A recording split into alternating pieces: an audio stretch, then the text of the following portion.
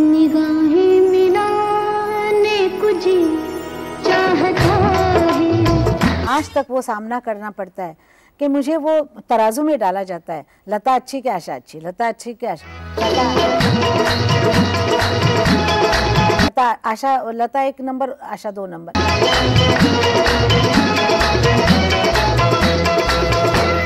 गले में सरस्वती, बुद्धि में चाणक्य।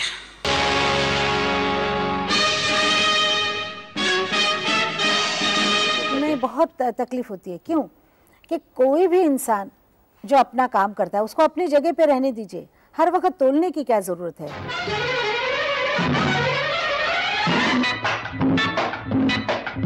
मैं तो मंगेशकर नहीं होती तो शायद मुझे कभी तोला नहीं जाता।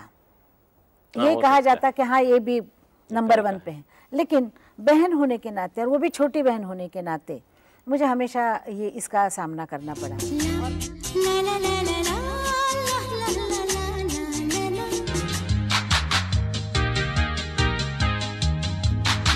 तुम भूल रही हो कि तुम मंगेशकर हो, बाद में भोंसले।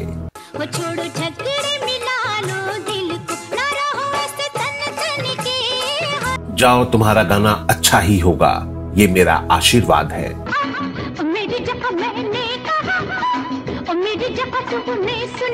सदियां बीत गईं, लेकिन प्रतिभा, प्यार, सम्मान, आशीर्वाद और अदावत की खिंची ये महीन रेखा सच के धरातल पर जस की तस खड़ी है।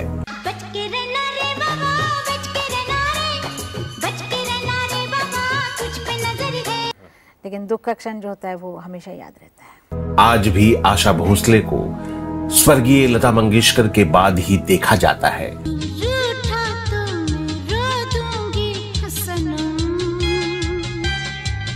समय गुजरता रहेगा और ये बात कही जाती रहेगी। वो जलवा चुराने कुछ चाहता है। 6 दशकों के लंबे प्रोफेशनल सिंगिंग करियर में हजारों हिट नंबर्स, हजारों हिट गाने। काश किसी दीवाने को हमसे भी मोहब्बत हो जाए। वर्सेटाइल सुरीली आवाज की मलिका आशा भोसले को हमेशा दूसरी पसंद के तौर पर ही देखा गया। जब रुला देते हैं जी भरते हमें। लेकिन हिम्मती आशा भोसले ने अपनी जिंदगी में किसी भी खिलाफत और किसी भी अदावत की परवाह नहीं की। हाय रे हाय मेरा घुंघटा, दिल धड़काए मेरा घुंघटा। अपना काम करते जाओ, काम करते गए, कभी सोचा ही नहीं कि हम कौन हैं, क्या है, कहाँ कितने बड़े हो गए, कितने छोटे हो गए। अपने सिंगिंग करियर और अपनी जिंदगी दोनों को अपने शर्तों पर जिया।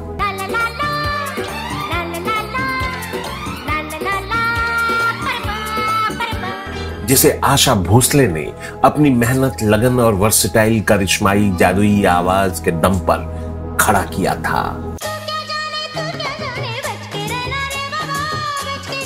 आशा जी के उस सुरीली जादुई करिश्माई आवाज ने सफलता की ऊंचाई के उस पायदान पर पहुंचा दिया जहां मंगेशकर की करिश्माई विरासत लिए पहुंचना किसी भी सिंगर के लिए सिर्फ एक स्वप्न मात्र ही हो सकता था।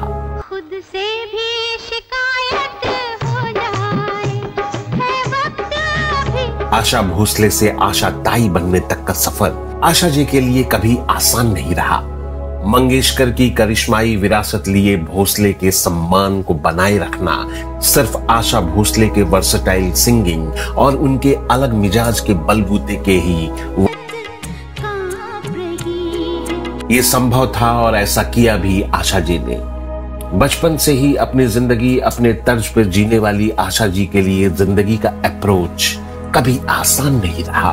खिलाफत और अदावत आशा जी के जिंदगी का हिस्सा रहा।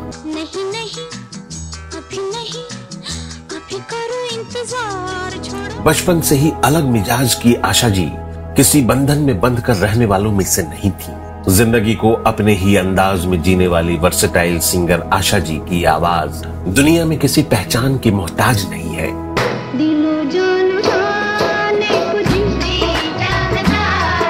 50, 60 और 70 के दशक में आशा जी का कंपटीशन अगर था तो वो सिर्फ लता मंगेशकर जी से था। कि फिर रूठ जाने बुझी चाहता है। इन 30 सालों में बहुत सी फीमेल सिंगर आईं और चली गईं, लेकिन कोई भी फीमेल सिंगर इन दोनों के सामने उभर कर नहीं आया। हिंदी सिनेमा में हमेशा इस बात की चर्चा रही कि लता मंगेशकर की वजह से आशा जी को उचित मुकाम हासिल नहीं हो पाया। इज्जत, सम्मान, प्यार और सगी बहन होने के बाद भी मंगेशकर और भोसले होने का अंतर साफ दिखाई देता है।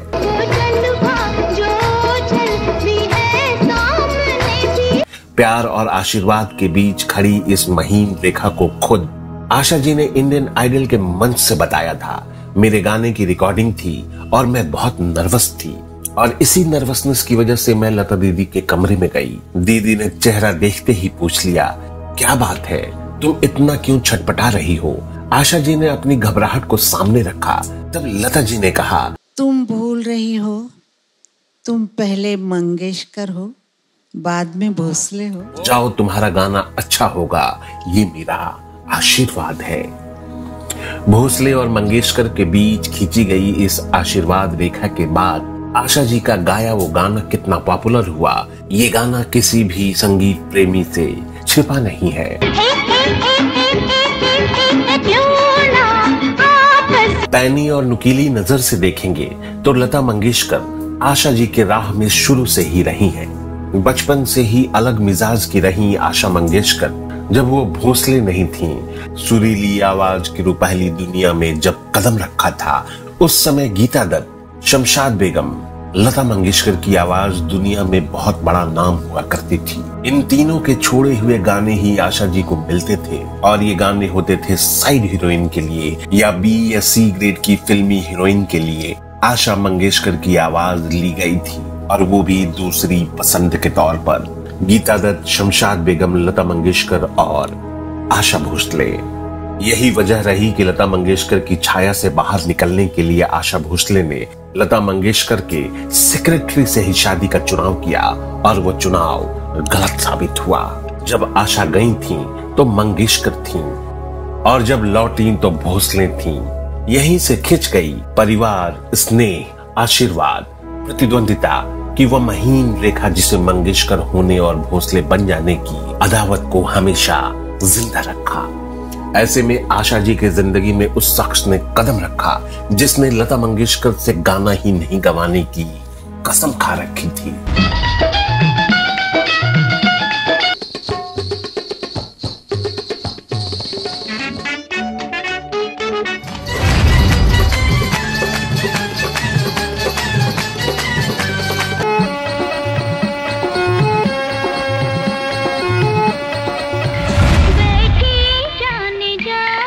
इज्जत और सम्मान के बीच मंगेशकर और भोसले की अदावत प्रभा कुंज के एक ही छत के नीचे सी रामचंद्र और ओपी नैयर की कहानी के साथ दोहराई जा रही थी।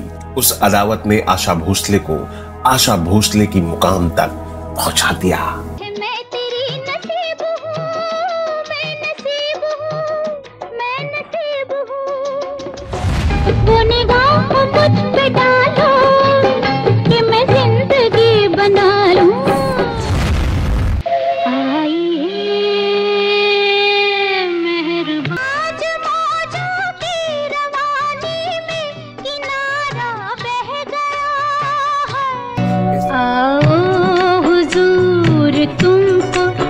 दोस्तों, 80 का वो दौर जब experimental music director R D. Burman पंचमदा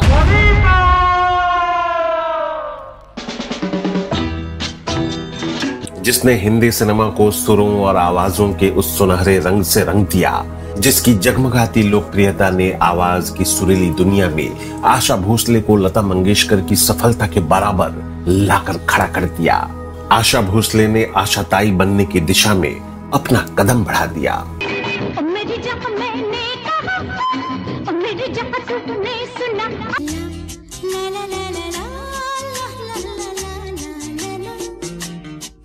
आर.डी. बर्मन के जाने के बाद आशा ताई ने अपने सुरों का साथ नहीं छोड़ा। बॉलीवुड की वर्सेटाइल सुरों की महारानी ने अपनी सुरीली आवाज को जगजीत सिंह, जब सामने तुम आ जाते हो, अल्लाह रखा, A.R. रहमान जैसे शास्त्रीय गायकों और म्यूजिक डायरेक्टरों को अपनी सुरीली आवाज दी। तन्हा तन्हा यहाँ पे जीना ये कोई बात है, बड़े बड़े नामों में अपना भी नामो निशान तो। और गजल, भजन, पॉप और रॉक हर तरह के सैकड़ों क्लासिकल सुपरहिट एल्बम्स में अपनी करिश्माई सुरीली आवाज से हिंदी सिनेमा और संगीत जगत को नवाजा।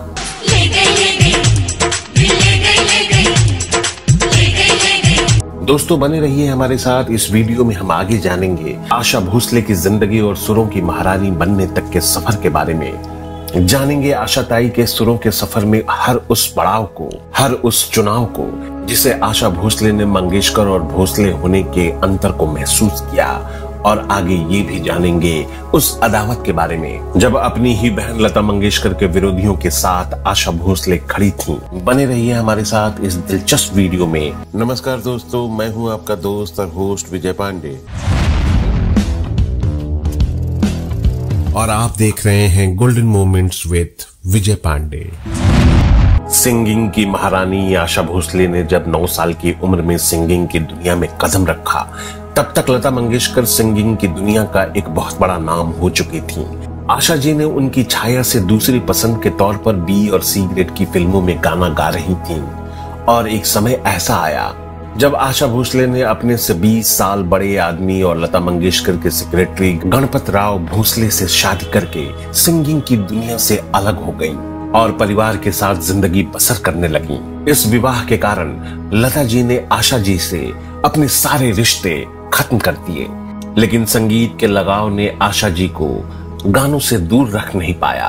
परिवार और गाने के बीच तालमेल बिठाना मुश्किल होता जा रहा था। ऐसे में ओपी नैयर ने आशा जी के जीवन में कदम रखा। ओपी नैयर के संगीत से मानो आशा जी की गायकी को पंख लग गए थे।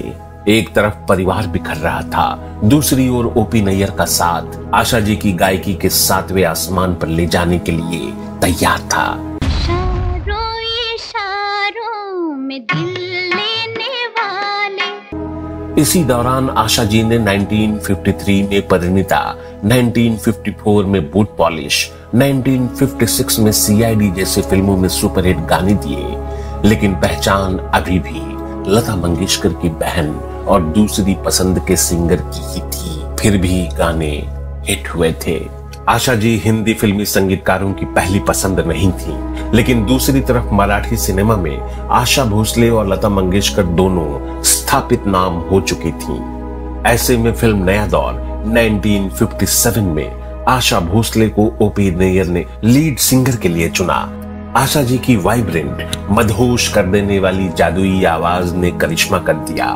फिल्म नया दौर में आशा भोसले के गाए गाने फिल्मी संगीतकारों और श्रोताओं के सर चढ़कर बोलने लगे। हो जाए कहीं भी मगर हम सजना ये दिल तुझे दे जाएंगे। फिल्म नया दौर की सफलता ने आशा जी की जिंदगी में बहुत कुछ बदल दिया।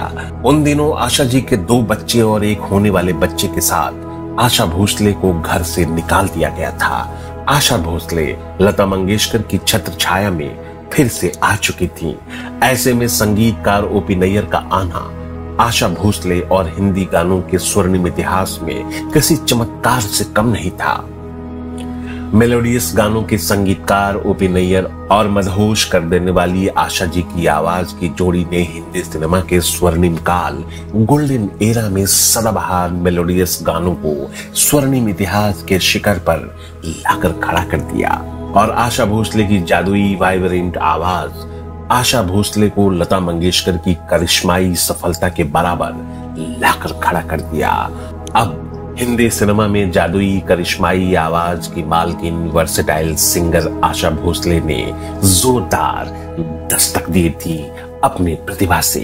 ऐसी बातें न करो हंसी जादूगर। ओपी नैयर और आशा जी के साथ सुरों के सुल्तान मोहम्मद रफी का साथ तो जैसे मेलोडी गानों के इतिहास में किसी चमत्कार से कम नहीं था।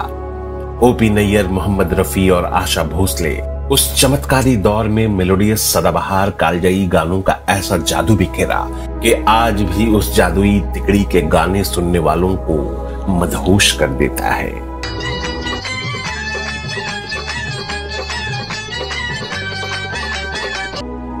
एक तरफ आशा जी का प्रोफेशनल करियर ओपी नैयर के साथ सातवें आसमान को छूने को तैयार था, वहीं दूसरी तरफ ओपी नैयर का साथ आशा जी के पर्सनल जीवन को सातवें आसमान से नीचे खींच रहा था। इसी कारण आशा जी अपने पति से कानूनी तौर पर अलग होकर लता मंगेशकर के साथ रह रही थीं।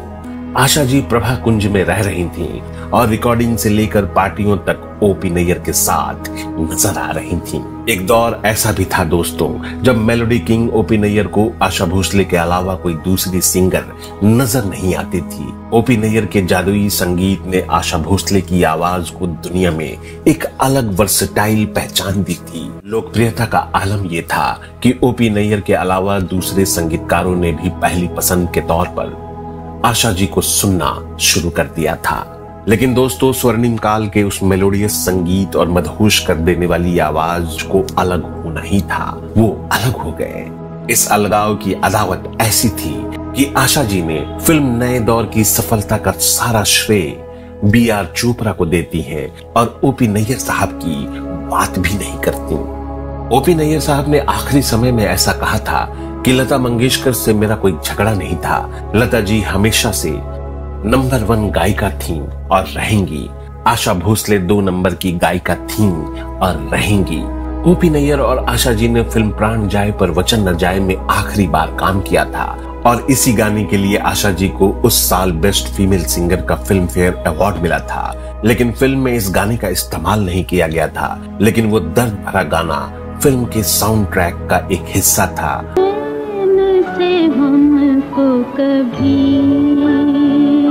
और मजेदार बात ये थी दोस्तों, उस अवार्ड को रिसीव किया था ओपी नैयर साहब ने और रिसीव करने के बाद उस अवार्ड को अपनी चलती गाड़ी के खिड़की से बाहर फेंक दिया था। आवाज और संगीत की राहें अलग हो चुकी थीं, लेकिन आशा जी की मदहोश कर देने वाली आवाज का जादू बरकरार था। ऐसे में experimental music director R.D. Burman के साथ आशा जी की जादुई आवाज को हिंदी सिनेमा के इतिहास में लोकप्रियता की करिश्माई चरम पर लाकर खड़ा कर दिया।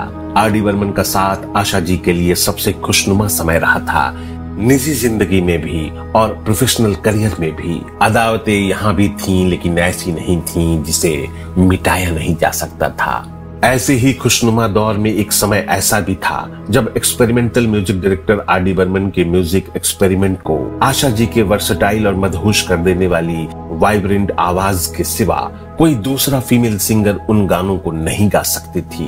R.D. बर्मन को ऐसे ही पंचम नहीं कहा जाता था। ऊंचे सुर में गाने की लय को बनाए रखना कोई आसान काम नहीं था। अपनी विरासत से ही सुरों को साधने वाली आशा जी ने इस जादुई करिश्मे को कई बार दोहराया। उस जमाने की मशहूर एक्ट्रेस हेलेन की आवाज माने जाने वाली वर्सेटाइल आशा जी ने अपने सबसे खुशनुमा दौर में आशा ताई के सिंहासन पर विराजमान थी। ऐसे में R.D. बर्मन साहब का चले जाना हिंदी सिनेमा के लिए ही नहीं, आशा जी के लिए भी किसी गहरे सदमे से कम नहीं था। 1994 में R.D. बर्मन के जाने के बाद आशा जी सिंगिंग की दुनिया से कुछ समय के लिए दूर रहीं और इसी दौरान अपने रेस्तरां के चेन की तरफ मुड़ गईं। आशा जी ने अपने इंटरव्यू में कहा था कि अगर वह सिंगर नहीं होती तो वह कुक होती। और दोस्तों, आपके जानकारी के लिए बता दें कि आशा जी का रेस्तरां का chain Dubai, Kuwait, Abu Dhabi का खालिदिया मॉल, दोहा के विल्गियों और बहरीन के सिटी सेंटर मॉल काहिरा में है। WAFI ग्रुप इनकी देखभाल करता है। हैरी रेक्सडेन के पूर्व प्रमुख ने आशा ब्रांड के लिए यूनाइटेड किंगडम में 40 रेस्तरां खोलने की योजना बनाई थी और आज भी ये रेस्तरां आशा ब्रांड के नाम से ही चलते हैं। लेकिन आशा जी जैसी लेजेंडरी सिंगर अपने आप को संगीत की दुनिया से बहुत दूर नहीं रख सकती थी और हुआ भी ऐसा ही। आशा जी ने वापसी की और दोस्तों, आशा जी ने वापस आवाज की दुनिया में कदम रखा। इस बार गजल गायक गुलाम अली, जगजीत सिंह, गुलाम हैदर जैसे शास्त्रीय गायकों और उनकी धुनों को अपनी जादुई आवाज दी।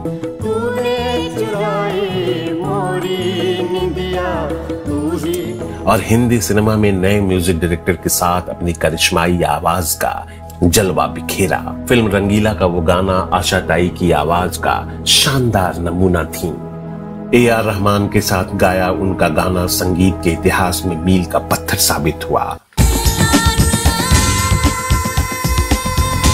और दोस्तों यही नहीं, आशा जी ने ऑस्ट्रेलियन क्रिकेटर तेज गेंदबाज ब्रेट ली के साथ एक खूबसूरत गाना गाया, I am only for you.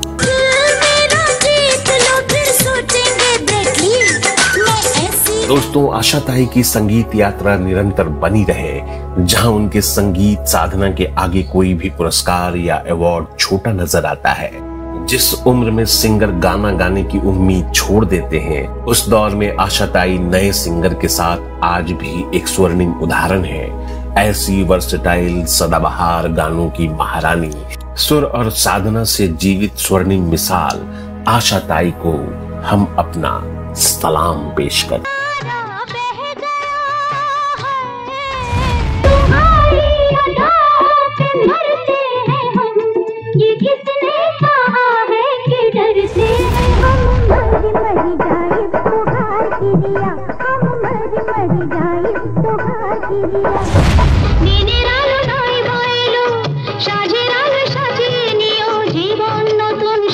आपकी फरमाइशें और आपके फीडबैक हमें लगातार मिल रहे हैं, जिसके लिए आपको बहुत बहुत शुक्रिया। और अगर आप भी इसी वीडियो के माध्यम से हमारे इस चैनल से जुड़े हैं और आप भी अपना कोई सुझाव देना चाहते हैं, तो हमारा मेल आईडी है goldenmomentswithvijaypande@gmail.com।